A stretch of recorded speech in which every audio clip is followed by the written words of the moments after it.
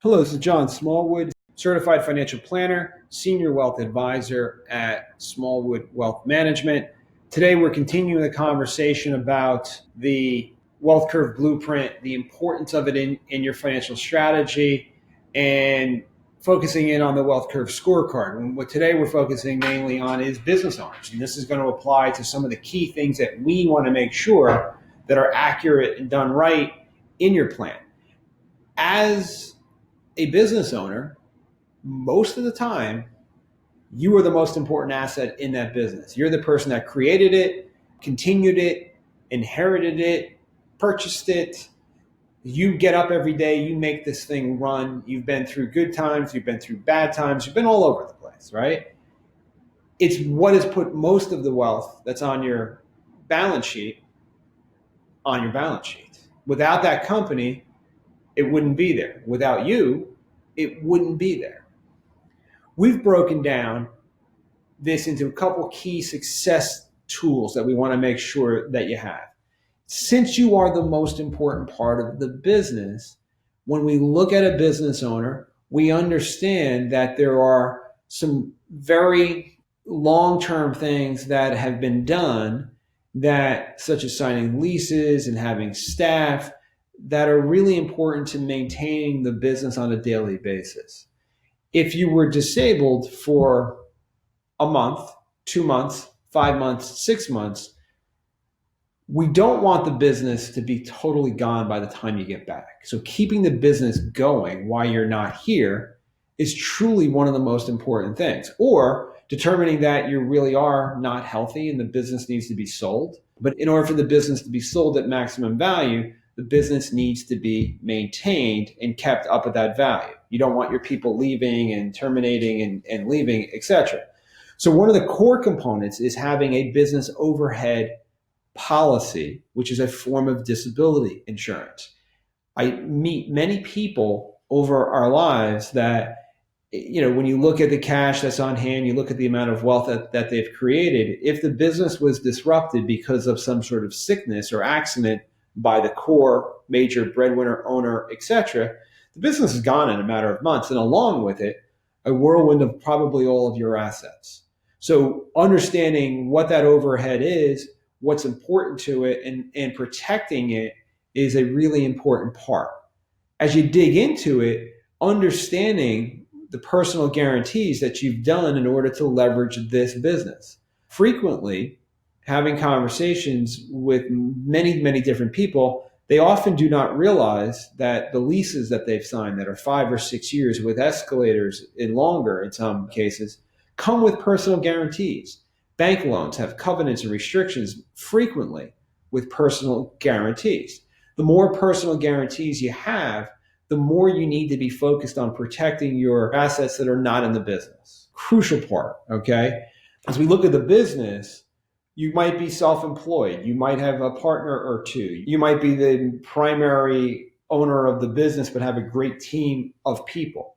Having some sort of buy-sell agreement that says if something bad happens, how is the owner of the business or owner's assets and shares going to be transferred? A good buy-sell agreement is going to focus on death, it's going to focus on disability, and it's going to focus on activity level. In working with businesses over the years, you see two people start a business, they're both contributing partners, and then over time, what you see is sometimes one of the partners is no longer active, but they're still, demanding half of the profits and a large salary, but they're not contributing to the bottom line. These are things that are hard to determine whether or not they're going to happen, but a good operating agreement is going to address activity. It's going to address retirement. It's going to address death and disability. Most people do not want to be partners with their business partner's spouse. Some would rather have their business partner's spouse, but most people don't want to, right? So having the buy-sell agreement and understanding, in a family business, how assets will pass, et cetera, how the business is going to be valued. These are all key things, but having a document is really important. And then understanding whether or not that document, whether or not you're funding it, you're putting aside money, you're purchasing insurance, you're doing something that's going to help fund the buy-sell agreement. You may have nobody in your business that you're going to sell the business to, but having a shutdown part of the buy-sell agreement, in the event that something happened to the person yesterday, how do the assets get sold? How do they get distributed? How do the clients get sold? Or just simply shut down and still preserve your current wealth? Because that's really the important part of this thing, right? So these are things that you want to review on a regular basis. You want to review the agreement to make sure that the valuation methodology that you're doing is appropriate, that it's funded properly, that it's done in the most protective way so that the assets don't become part of the creditors that you have in the business, etc. Again, as a self-employed person, the business is you, which is your most valuable asset, but without you, the business is really not what it is. Maybe it's 2 or 3 of you coming together and you're part of that business, but it's the core of wealth creation in your plan. Which brings me to the concept of selling the business and getting maximum value. Most people have no idea what their business is worth. So obtaining a business valuation on a regular basis is very, very important. In the next episode, we'll talk more about that. In the meantime, the process begins with a wealth curve conversation. It's a free 30 to 40-minute conversation with an advisor at our firm, understanding who you are, what you need to do, then moving into a wealth curve blueprint, into the scorecard, and making sure that your plan is optimized in all areas. Welcome to the end of the video. Smallwood Wealth Management is an investment advisor representative. The opinions expressed by Smallwood Wealth Management and guests on this show are their own. All statements and opinions expressed are based upon information considered reliable, although it should not be relied upon as such. Any statements or opinions are subject to change without notice. Information presented for this educational purposes only.